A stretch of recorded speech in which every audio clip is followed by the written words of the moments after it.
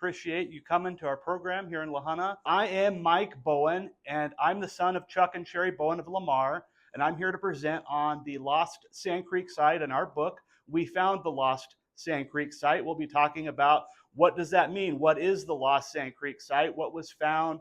How was anything lost? We'll be talking about all of that this afternoon. And so we're going to just get going on that today. So there's a picture of our book you'll see. And so we look at, what is the Lost Sand Creek Site? So essentially just the short answer, the Lost Sand Creek Site is the real location of Black Kettle's village and the Sand Creek battle areas. And this is based on over 4,000 pieces of artifacts that Dad found on the Bowen family ranch. And so why this matters is because where they found artifacts is starting almost 2 miles up the creek from where the monument sat at what's now the National Park Service Sand Creek site. And so this is important because what we've been told for about 160 years is that the Sand Creek event, what people have branded as the Sand Creek Massacre, took place below a bluff at what is now managed by the National Park Service at their traditional Sand Creek site. And the story alleges that the Cheyenne and Arapaho Indians were camped below this bluff where they could not see or could not hear an approaching enemy. So they're all camped below this bluff. I'm going to show that bluff in a minute, and we'll get to this document here in a minute that's very important, but they're all allegedly camped below this bluff, and they allegedly could not see an enemy, could not hear an enemy, and they're all congested in a small area. So that's what they said. They were all congested, camped in a small area, and the soldiers rode up just before the sun came up. A surprise attacked them, killed them as they came out of their teepees, as they were awoke and came out of their teepees as the soldiers were running around the village. But what we've learned through discovery of these artifacts and through research that led to the discovery of the artifacts is there's a lot of questions that then remained. How much of that traditional story is true? And so we start looking at this map is attributed to a man named George Bent, and many people call this the George Bent map. And this map is very instrumental in the actual Sand Creek site becoming lost. So George Bent, I'll give you a little backstory on George Bent. George Bent was the son of William Bent, who built Bent's Fort. And so you're probably familiar with George Bent. What you may not know about George Bent is he was half Cheyenne. And so George Bent, he went off. He actually went to school, get his schooling done in Missouri. When he came back to Colorado Territory after he had fought in 4 Civil War battles as a Confederate. So he was actually taken captive. He was able to get released. They sent him back to Colorado Territory. But when he came back to Colorado Territory, he decided that he would become a dog soldier, and he was among the Cheyenne dog soldiers, the warriors. He was one of the warriors. And George Bent's letters are very, very important to the discovery of the Lost Sand Creek site and just understanding what happened at Sand Creek. So about 40 years after Sand Creek, historians were writing letters back and forth with George Bent, asking him questions about his Cheyenne life, asking him questions about his time as a dog soldier in Black Kettle's village. He was specifically a warrior in Black Kettle's village. So all of this is very important. So he oftentimes he would correspond with a historian named George Hyde. And George Hyde wrote a number of letters to George Bent. And George Bent would, answer his questions. And one of the things Hyde liked to ask Bent about, he would like to ask about Sand Creek and where different teepees were, where they were on, at Sand Creek, what order they were in, and all of that. What he would do, he would mail Bent a map, and Bent would fill in the missing details. But what people don't understand, they call this George Bent's map. But if you look closely, and this is an actual copy of his map, there are clear fold lines. We have those marked here. And there's 2 different sets of handwriting. 2 different sets of handwriting in blue and black pencil. And so what we've learned through research and from the research that went into the discovery of finding artifacts is that, yes, that this was a map that Hyde mailed to Bent. Bent filled in missing details to the best of his ability, again, about 40 years after Sand Creek. That would be hard to do from memory. And so one thing that's missing here, if you see this map, there's one big thing missing on this map. There's no legend. This map does not have a legend, so it's impossible to know what the length is. This is the bend right in here. This is a drawing of a bend in the creek, and what is missing on this is there's no way to know the distance. How long is this? So what happened is that historian George Hyde ended up copying the bend furthest to the south at that area of Sand Creek from a topo map in 1894. But what he didn't know, he was just tracing this southernmost bend, and because this gets attributed to being, an official document for the Sand Creek research, but it's based on a comment made by Colonel Shivington, who said that the Indian village was on the big south bend of Sand Creek.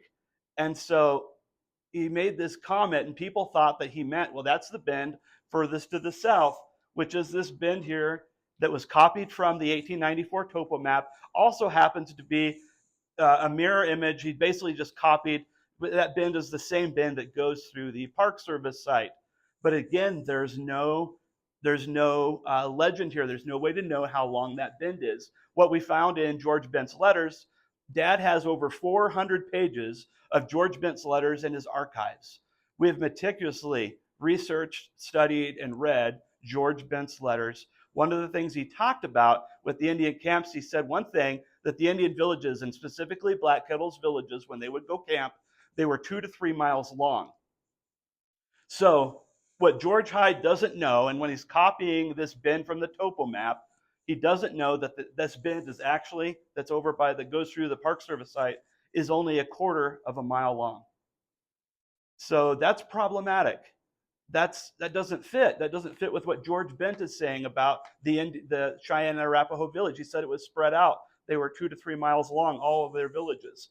And so this document ends up being accepted and used for, historically to document what they claim is the real place at the Park Service site.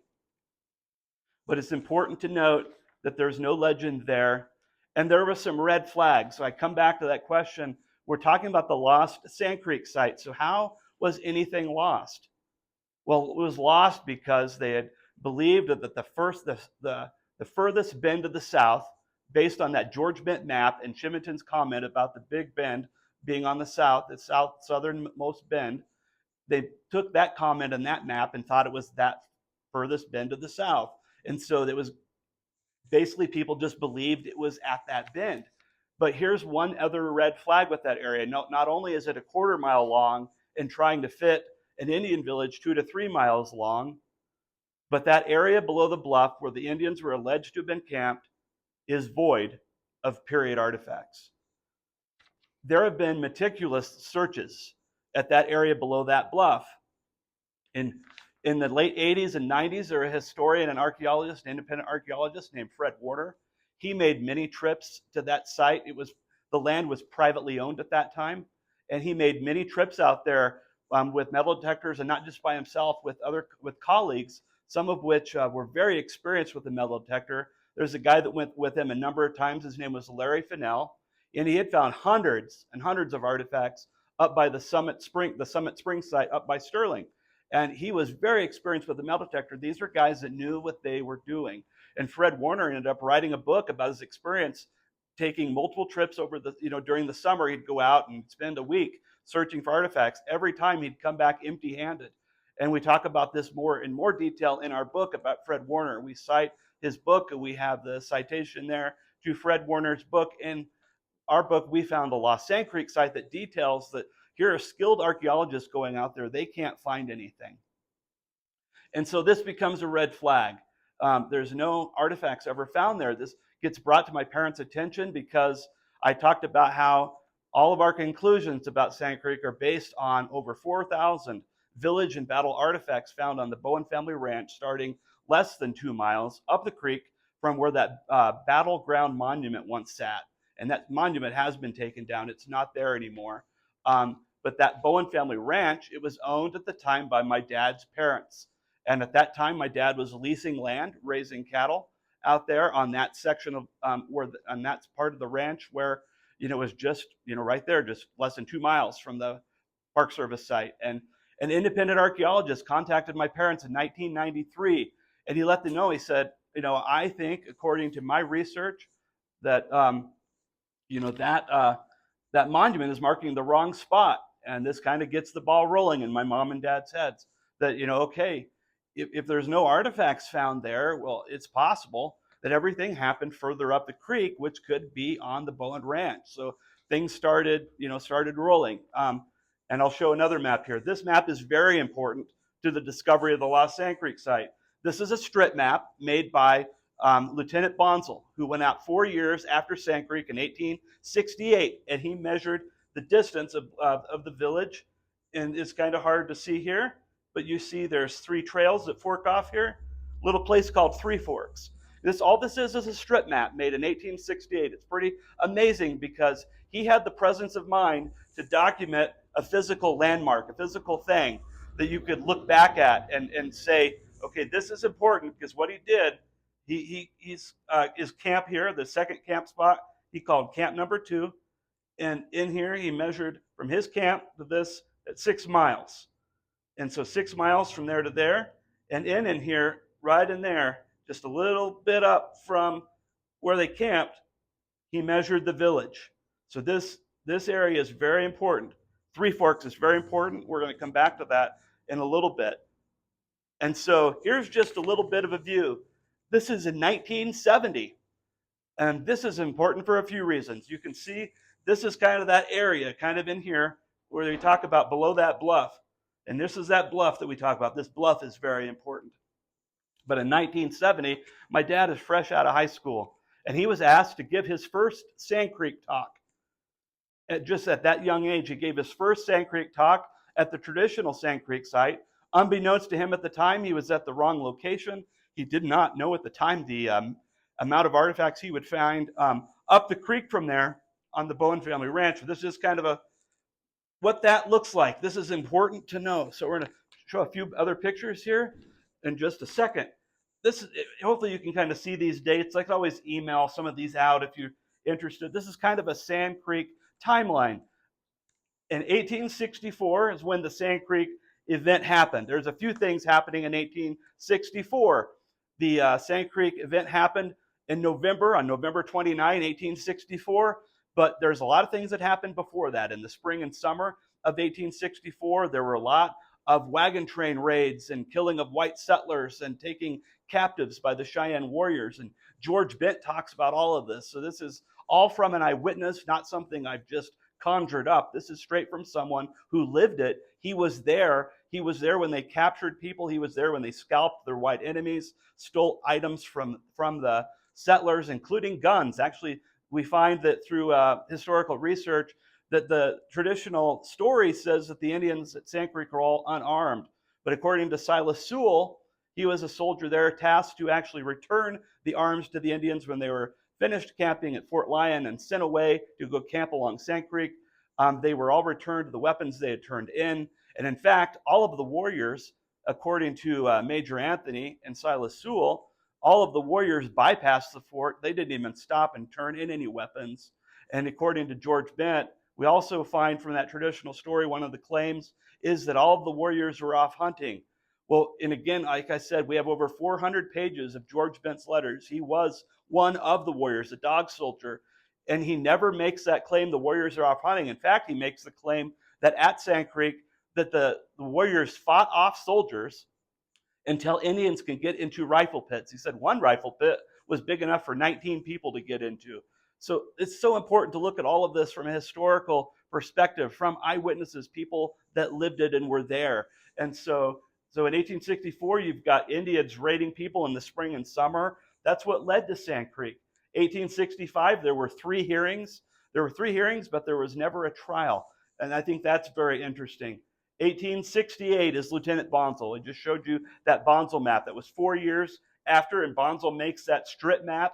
In 1894, that's the USGS topo map that historian George Hyde used to trace that bend.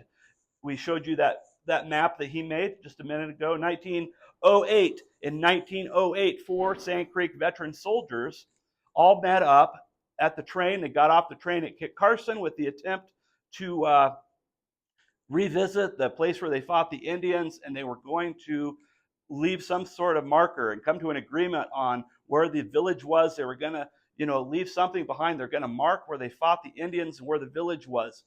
There was 4 veteran soldiers. They met multiple people on this trip, and every single person they talked to and every veteran soldier ended up with a different idea, a different spot where the Indian village was. We talk about this in great detail in our book.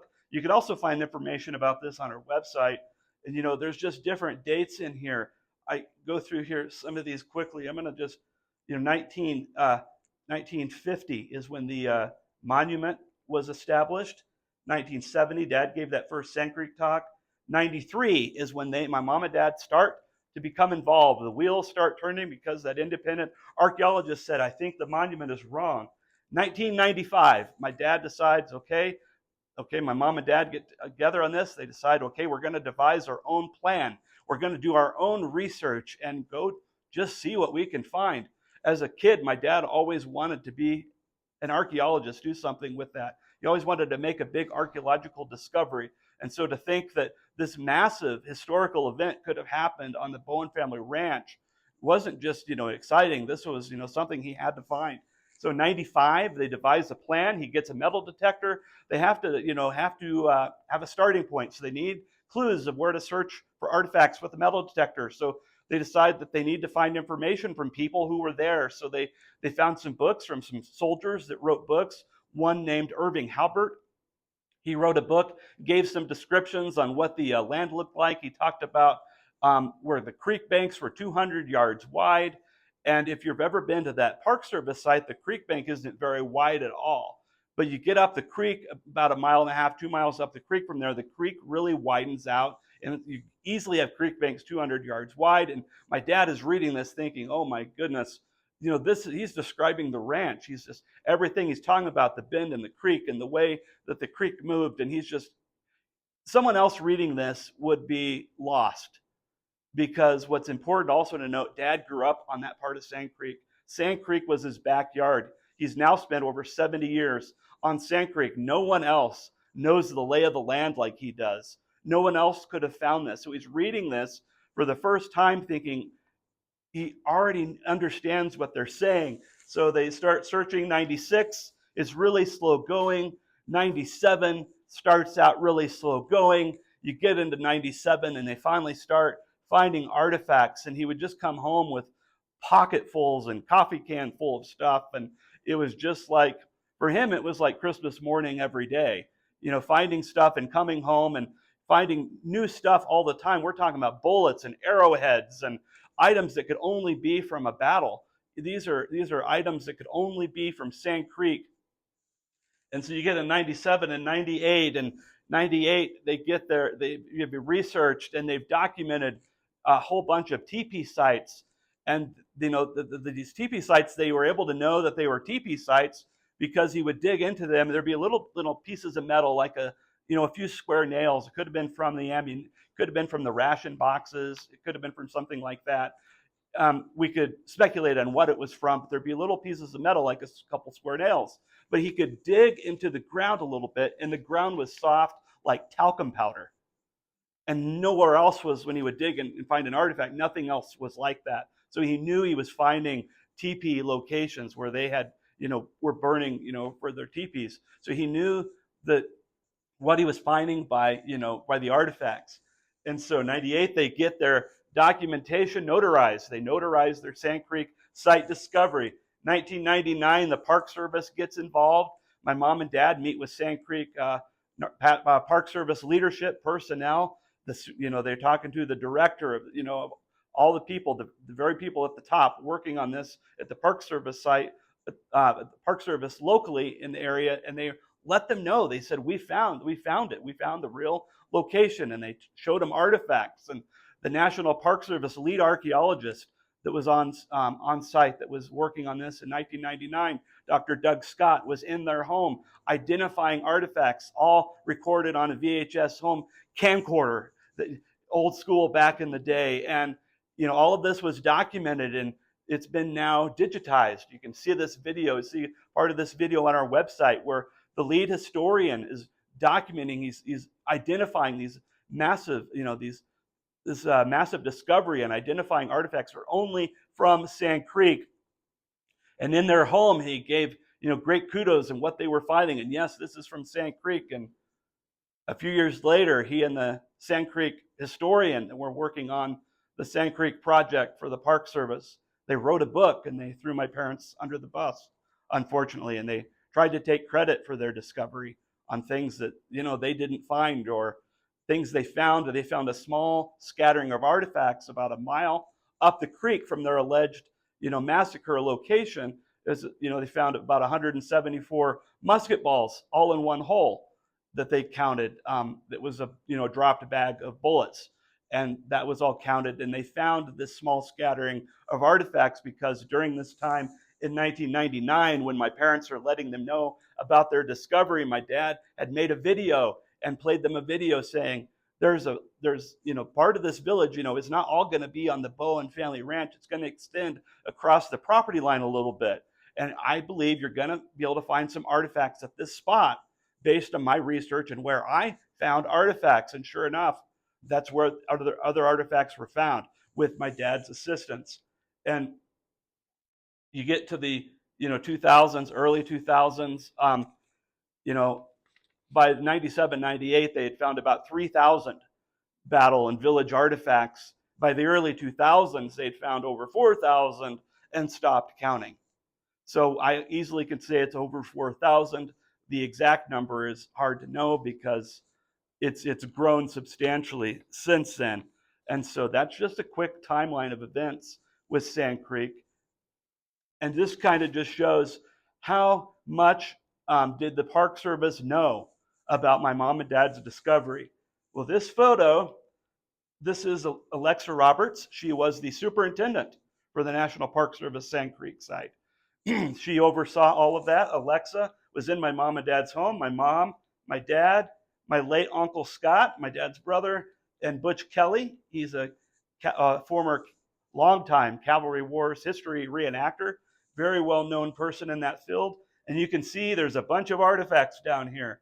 You can see there's 69 caliber lead balls in here, cannonball shell fragments, bullets, and shell casings and arrowheads. They were very aware of my mom and dad's discovery. That's the superintendent standing in front of part of my mom and dad's artifact collection. Obviously, it's much bigger than that, but they were very well aware of that discovery.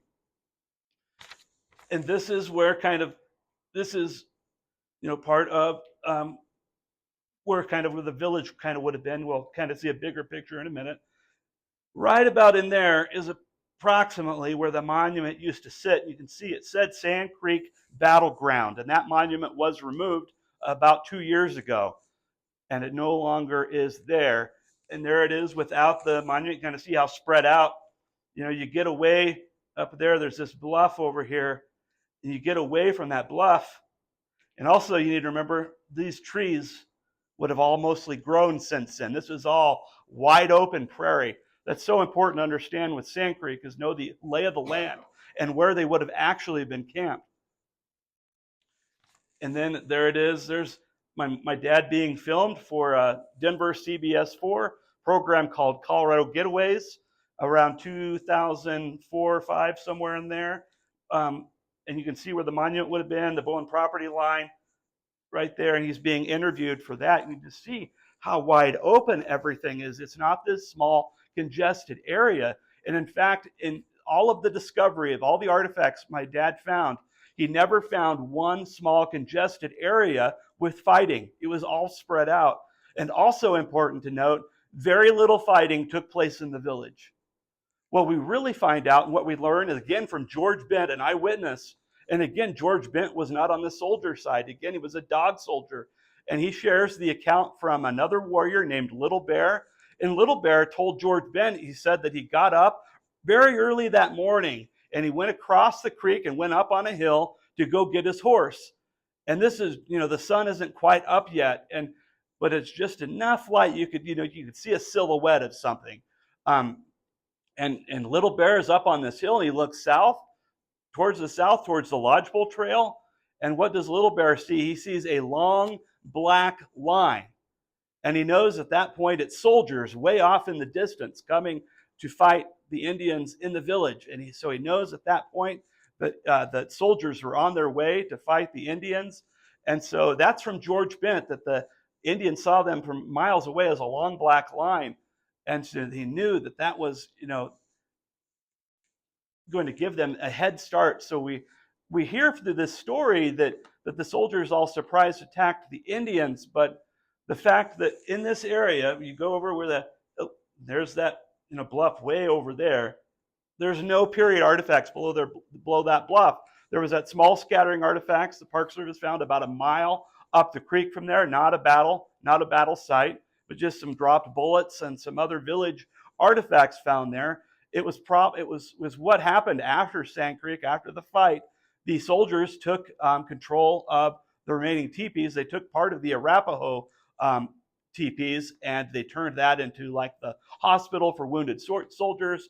Because what we're also not told about Sand Creek is there was over 70 soldier casualties at Sand Creek. This wasn't some go in and 30 minutes to an hour later they had cleaned up and killed all the Indians and were out of there. There was over 70 soldier casualties, and there's about 13 soldier deaths at Sand Creek. In fact, there was a hand-to-hand combat between a soldier, Robert McFarland, and an Indian warrior, and Robert McFarland was killed in hand-to-hand combat. So we know from multiple eyewitnesses the warriors were not off hunting. They were, in fact, in the village. The Indians were not unarmed. They were armed. And according to George Bent, they were not just armed with bows and arrows. They were armed with guns. That's from the Indian side of things with George Bent, who was a dog soldier. So we get that straight from an eyewitness, that the Indians were in fact armed. And he said that they put up a good fight. George Bent, in fact, called Sand Creek a fight and a battle. And so I think that's important to note, that how he referred to it. If you get into here, roughly about in here, in this area, you're going to kind of get the start of, where my dad's finding village artifacts. And you've got the village site. And it's also important to note, like I had said, the village, there's very little fighting in the village. In fact, the battle site started on the opposite side of the creek from the village. So that's important to note. Again, all of this is based on not just the artifacts and the 4,000 artifacts that were found. What's important as well is where they were found, because the artifacts tell just a true story. The artifacts cannot lie. That's one thing that is 100% honest, is the artifacts. They cannot tell anything inaccurate. And if you're from the La Junta, Rocky Ford area, and you've been here a long time, you may have known a guy. His name was Bob Spade. You may not have ever heard of Bob. And Bob, actually, we lived in La Junta for a short while, and he just lived down the street about a block or so, about a block, I think, down the street from the library. So he just lived down the street a little bit, and Bob went to Sand Creek, and there is a reason why we're showing that picture. Okay, this is from our book, We Found the Lost Sand Creek Site. It became more of a tradition than practicality that we burned cottonwood at our fireplace that I cut on Sand Creek. We were not only providing additional heat for our home, but the smell of the smoke was reminiscent of a long time ago. We decided it was time to clean the chimney and found only one listing, B&M Chimney Sweep, 70 miles west. Bob explained he usually doesn't go as far as Lamar. It's just too costly. He said he did have a job only 36 miles from us, so if we didn't mind waiting, he could do both jobs that day. Bob arrived wearing the traditional outfit of a chimney sweep, a top hat, and a black coat with long tails. I like your 1860s attire. Reminds me of the era of the Sand Creek battle in 1864. Have you heard of it? I said. Not only have I heard of it, my great-grandfather, Arthur Gibson, was a soldier, Bob said. You can read more about my dad's interaction and time with Bob Spade in our book. You can see after Dad learned about this, he took Bob out to Sand Creek. Bob got to see where Dad found artifacts where Arthur Gibson fought and fought against warriors at Sand Creek. And that is, again, all from eyewitnesses that the warriors were indeed in the village. And so we get that straight from eyewitnesses. Okay, so there's Bob again. So you may have heard of Bob, may have known Bob Spade. Lived in Rocky Ford as well, was a longtime meat cutter as well in Rocky Ford. At this time, we're going to have Joe come up and just share for a few minutes. Joe has been a friend of us for many years. He's gone with Dad metal detecting for over 20 years. And so I always like to have Joe kind of come share about his experience going out there and metal detecting. I've known some of you for a long time, and then I realized I remember you. We'll talk in a bit.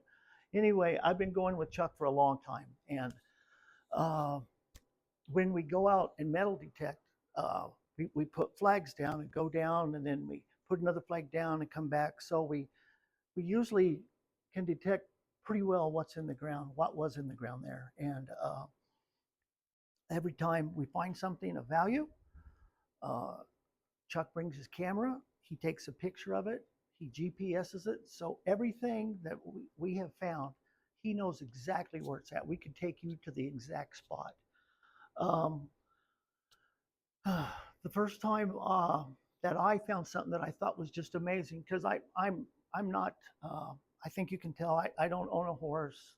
I don't know what boots are, but I found this thing in the ground, and it had just rained, and our metal detectors go a little bit deeper, it seems like, but it was like yay deep, and I'm digging, and oh my gosh, it's a spur. And for those of you that don't know, it goes on the back of a boot, okay? And I was, gosh, I was just amazed. Just who lost this? Was he chasing someone? Was he after someone? Um, and everything we find, my mind just goes crazy. I'm thinking, oh, what's the story here? I just wish I knew the story. But anyway, I thought this was amazing. Um, we were we were going one day, and from Chuck's house to the site, it's like 45 minutes, an hour, and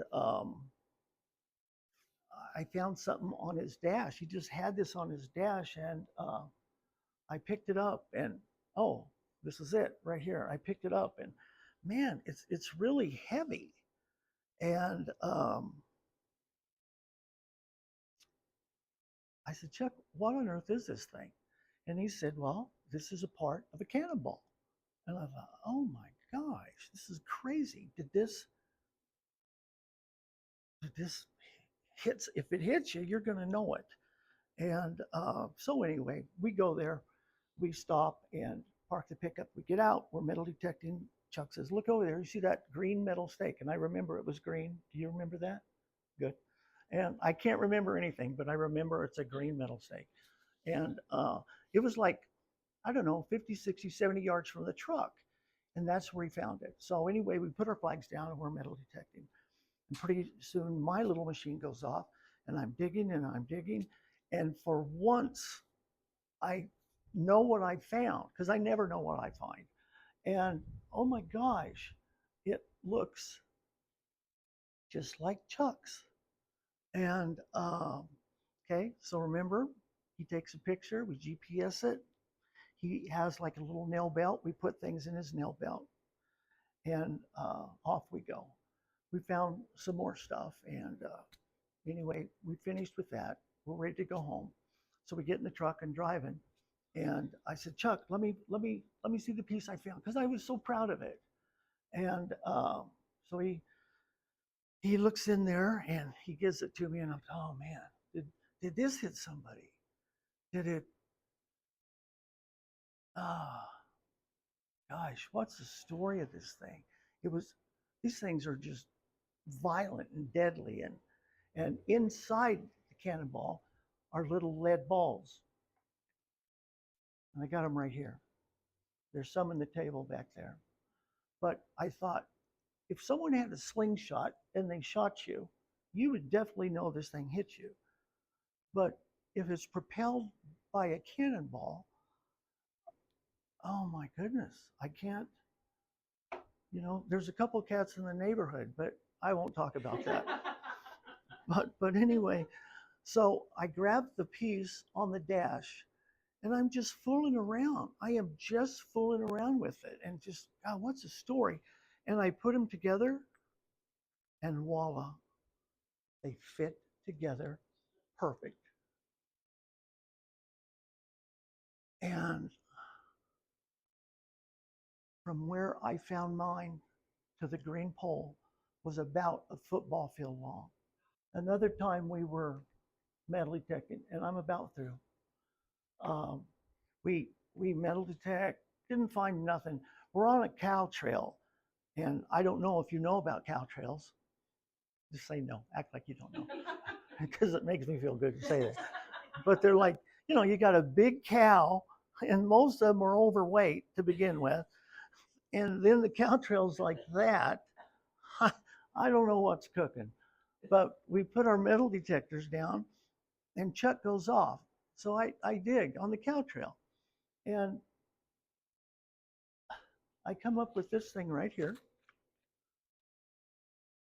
Can you see it? It's a little star. And here we go. Chuck knows everything we find without thinking, without wondering. Oh, star tobacco. Chuck, what are you talking about? Star tobacco. Way back in our time, the guys have a little circle on their butt and it's chew. And I know girls never do that stuff, but there's chew. And actually, I did it once and got sick. Okay, but anyway, um, star tobacco. So Chuck explains way back when there was obviously tobacco and it was in a cube and they wrapped it up. And this little metal star was the name of it, star tobacco. And I thought, what a trivial story, but I love stuff like that. That's amazing to me. And with that, I will have this stuff back there where you can see it. But the cannonball was just amazing to me. Thank you for your time. Well, thank you, Joe. I always enjoy listening to Joe. I've heard him speak every time we've had a program, but always love to hear stories. Isn't that interesting, though? 100 yards apart. So what would happen? These cannonballs would hit something, and they'd fly. They truly would explode. Not something you would want to have hit you. But that leads me to there's more context. There's more information that's important to Sand Creek. The cannonballs were what we've learned from documentation and from artifacts, because there's only one place. There is no cannon fire in the village. There's no cannon fires only in one location. And the cannon fire would have been the first thing, because the cannon fire only works when you have a large amount of the enemy in one area. When an enemy starts to scatter, cannon fire is no longer effective. That's kind of just rational thinking, just critical thinking there. And then what we learned from research and documentation with Sand Creek, that would have been the first thing. So their soldiers have to go, they have to get these cannons in position and fire. And they fire from about a half mile away. You fire, it's about a half mile distance you can shoot a cannonball. So, from that distance, it'd be really hard to tell the gender and the age of what you're shooting at. And so when we're looking at Sand Creek, we have to look at everything. We have to look at it through the lens of the day. And yes, in my conclusion, the conclusions we've come up with, there are a lot of layers to Sand Creek. It can't be painted with a broad, it can't be painted, as just one thing. There's a lot of layers to Sand Creek. We don't shy away in our book. Major Anthony, he was the commanding officer at Fort Lyon at the time of Sand Creek. He witnessed a couple soldiers shoot at and finally kill a toddler. So this did happen some, but we're told that that's the entirety of the event. That's not the entirety of Sand Creek, because we now learned warriors were in the camp fighting soldiers. And in fact, another word that's important to know is who would have been a combatant. Because it's also important to know, yeah, there were some really young children, like toddlers, killed, but teenagers could be warriors. It's important to know that the lifestyle between the Cheyenne Indian lifestyle and the white culture were very different. To be a soldier, you had to be 18. To be a warrior, you could be a teenager and be a warrior. The idea of a combatant, there were probably very young combatants. And there were times at Sand Creek, and this is a tough thing to think about, and I would not want to be in this position, but there were times where soldiers had to make a decision. Do you shoot and kill the teenage boy shooting arrows at you or your comrade? It's pretty similar to like a sniper, over Middle East, maybe somewhere. They see a little boy with a bomb strapped to him. They have to make a decision. Do you take out the little boy? You don't want to do that. You don't want to do that at all. Or do you save 100 people from getting killed? I mean, it's just, you have to make tough decisions at times. I'm not saying that was a lot of that happened, but that would have been a reality at Sand Creek. But the warriors were there. The cannon fire would have been the first thing. And there's only one place where there was cannon fire. And so, as we talked about with George Ben, Little Bear's account said they saw them from several miles away, a long black line. These are soldiers on a horse. To be seen as a long black line is just a small black line across the horizon there. That was a long way away, so we know that the Indians fled, which matches up with finding artifacts stretched over 2 to 3 miles. Battle locations going for over 2 to 3 miles matches up with the eyewitness accounts that Sand Creek was in fact a running battle. The artifacts, like I said earlier, cannot lie. They're the one things that for sure tell the truth. So I'm going to come back quickly to this Bonsall map, this strip map. So there's Three Forks. You can see it clearly splitting off into 3 directions. And when my dad was doing research on finding clues from, documents and eyewitness accounts, looking at places, finding places to search with metal detector and researching Sand Creek, one of the things he looked at were some 37 aerial agricultural maps. And when he saw these maps, he immediately recognized Three Forks. And it was a place on the ranch. He sees this place. It has clearly 3 trails breaking off into 3 different directions. And surely enough, you can see Three Forks on satellite imagery. We've marked that on this map with a pin there. You go down a mile, 2, 3, 4, 5, 6. Remember, it was 6 miles from Three Forks to his camp number 2. And sure enough, in this area, just as he said, just above where he marked where their camp was, he said that's where the village was. Well, sure enough, that matches the satellite imagery map that's now been, loaded. We don't have all of them on this map. We don't have any of the artifacts on this one. You can see lots of maps in our book that show where artifacts were found. But sure enough, a strip map from 1868 lines up with where actual artifacts were found starting in the mid to late 90s.